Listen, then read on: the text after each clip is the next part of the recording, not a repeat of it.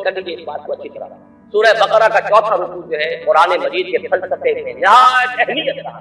اللہ نے انسان کو بنایا زمین کی خلافت کے لیے. وَإِذْ قَالَ رَبُّكَ لِلْمَلَائِكَةِ إِنِّي جَاعِلٌ فِي الْأَرْضِ خَلِيفَةً.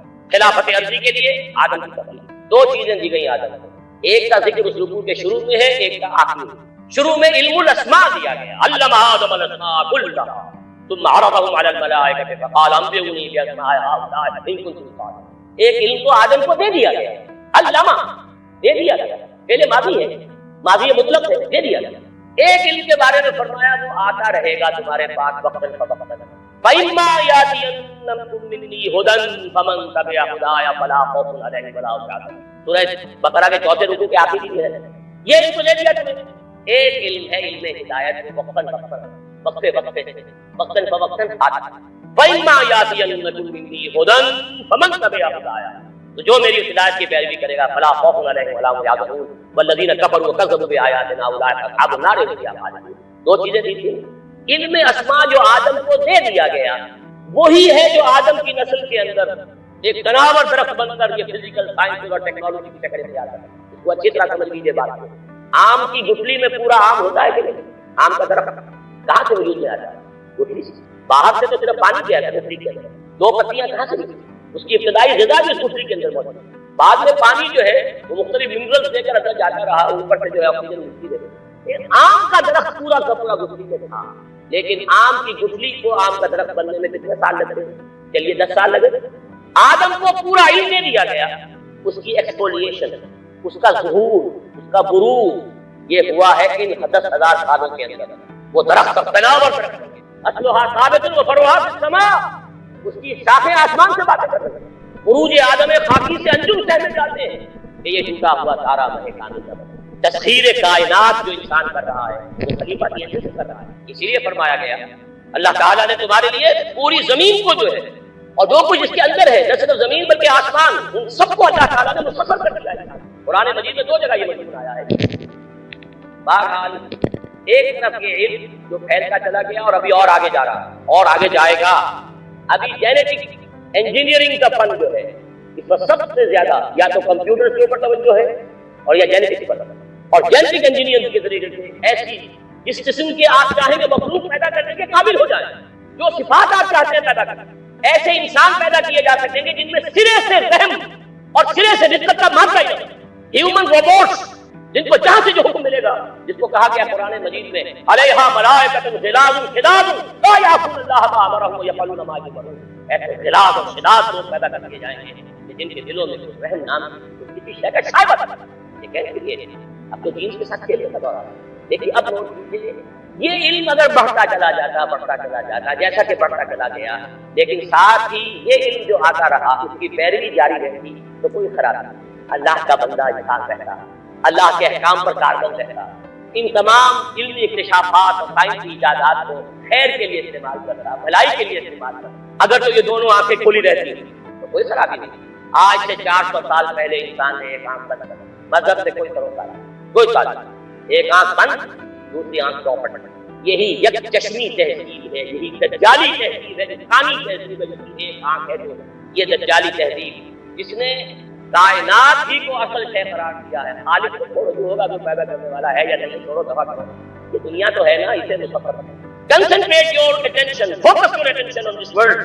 بھول جاؤ کوئی ہے یا نہیں ہے, کیا ہوگا کسی نے پیدا ہو جانا ہے یا نہیں ہے, روح کوئی ہے یا نہیں ہے, کوئی حقیقت ہے یا نہیں ہے, کیا پتا ہے کہ نہیں, چھوڑو دفع کرو. کس نے دیکھی؟ جسم تو ہے نا, جسم کی فکر کرو, جسم کو بناؤ, یاد کرو, کھلاؤ پلاؤ, اس کے تقاضے, اس کے لیے سارے ایک سے ایک وائٹامن جو ہے ایجاد کرتے چلے جاؤ, تلاش کرتے چلے جاؤ, وہ سب کچھ کرو. روح کوئی شے ہے یا نہیں ہے, ہوگی, اگر ہے بھی تو ہماری صحت کی دلچسپی. آخرت ہوگی بھائی, پتہ نہیں ہے کہ نہیں ہے, کس نے آگے بتایا.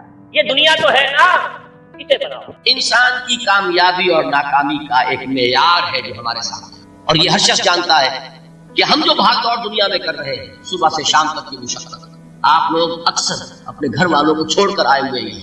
کتنی محنت ہے, کتنی مشقت ہے, کتنی مشکلات اٹھا رہے ہیں, لیکن یہ سب کچھ کیوں کر رہے ہیں؟ کامیابی کے حصول. البتہ کامیابی کے معیارات ہیں, ہمارے ذہنوں میں جو معیارات بیٹھے ہوئے ہیں وہ کیا ہے؟ کامیابی پیسے سے, کامیابی جائیداد سے, کامیابی کاروبار سے, کامیابی شہرت سے, کامیابی اقتدار سے، یہ نہیں ہے جو جتنا دولت مند اتنا کامیاب، جو جتنا مشہور اتنا کامیاب، جو جتنا پاپولر اتنا کامیاب، جو حکومت پر پہنچ گیا کامیاب، جس نے بڑا کاروبار جما لیا کامیاب، جس نے بہت جائیداد بنا لی کامیاب۔ یہی ہے اصل میں ساری لسٹ کی گانٹھ۔ جو تصور کامیابی کا ہوگا اسی کے مطابق آپ کی بھاگ دوڑ ہوگی، اسی کے لیے جد و جہد ہوگی، اسی کے لیے توانائیاں صرف ہوگی، اسی کے لیے دن رات کی مشقت ہوگی۔ یہ ہے اصل شے جس کی یہاں نفی ہو رہی ہے۔ کامیابی دولت سے نہیں، کامیابی شہرت سے نہیں، کامیابی اقتدار اور طاقت اور حکومت سے نہیں، بلکہ کامیابی ہے ایمان سے، عمل صالح سے، تواصی بالحق سے، تواصی بالحق۔ آپ غور کیجئے اس نقطۂ نظر کا، اس ایٹیچیوڈ کا، یہ جو مینٹل ایٹیچیوڈ ہے، اس کا بدل جانا ہی انسانی شخصیت کے اندر انقلاب برپا کرتا ہے۔ اب آپ کا نتیجہ کیا نکلا؟ اگر تو دولت سے کامیابی ہوتی تو قارون بہت کامیاب، اگر حکومت سے کامیابی ہوتی تو فرعون اور نمرود بہت کامیاب۔ کامیابی ان سے نہیں، کامیابی انسان دولت میں قارون کی دولت تک پہنچے اور دنیا میں دبدبہ اور اقتدار اور سلطنت اور حکومت کے اعتبار سے وہ نمرود اور فرعون کا مقام حاصل کرے۔ وہ ناکام ہے، خائب ہے، خاسر ہے، برباد ہے۔ اور ابو ذر غفاری کامیاب ہے، چاہے ان کے پاس کچھ جھونپڑی تھی، کوئی گھر نہیں۔ حضور نے فرمایا ہے اللہ کے کچھ بندے ایسے ہوتے ہیں جو کسی محفل میں جانا چاہیں تو انہیں اجازت نہیں، جو کہیں اگر رشتہ کرنا چاہیں کوئی ان سے رشتہ کرنے کو تیار، کہیں کوئی سفارش کرنا چاہے تو ان کی کوئی بات ہی نہ سنتے۔ لیکن اللہ کے ہاں ان کا وہ مقام ہے کہ اگر بھولے سے بھی کسی بات پر قسم کھا بیٹھتے تو اللہ ان کی قسم کی لاج رکھتا۔ یہ ہے فرق، یہ جان لیجیے اچھی طرح۔ اس بات کا مان لینا آسان، اس پر سبحان اللہ کہنا آسان، لیکن اس کے مطابق آپ کے اپنے ذہن کا بدل جانا بہت مشکل، اس لیے کہ ہم متاثر ہوتے ہیں اپنے ماحول سے۔ بڑا محل ہے، دیکھ کر ایک دفعہ جھجری آتی، وہ بڑی سی 20 فٹ لمبی کار سناٹے کے ساتھ آپ کے پاس سے گزر گئی۔ ایک دفعہ اعصاب کے اندر ارتعاش ہوتا، محسوس ہوتا ہے بڑے یہ نصیبے والے لوگ ہیں، بڑے خوش نصیب، بڑے کامیاب، حالانکہ کچھ معلوم نہیں کہ یہی سب سے بڑی بدنصیبی ہو سکتا ہے کہ یہی سب سے بڑی ناکامی۔ اگر ذہنوں میں یہ بات بیٹھ جائے کامیابی کس شے سے، یہی وجہ دیکھیے قرآن مجید میں بارہا اولئک هم المفلحون، یہ ہے لوگ کامیاب ہیں۔ آج یہ آپ نے نماز میں وہ آیات سنی، یا ایھا الذین آمنوا ارکعوا واسجدوا واعبدوا ربکم وافعلوا الخیر لعلکم تفلحون۔ اے ایمان والو، رکوع کرو، سجدہ کرو، اپنے رب کی پرستش اور بندگی کرو اور اچھے کام کرو تاکہ تم کامیاب ہو جاؤ۔ تو کامیابی کن چیزوں سے ہے؟ یہ ہے سب سے بڑا سبق۔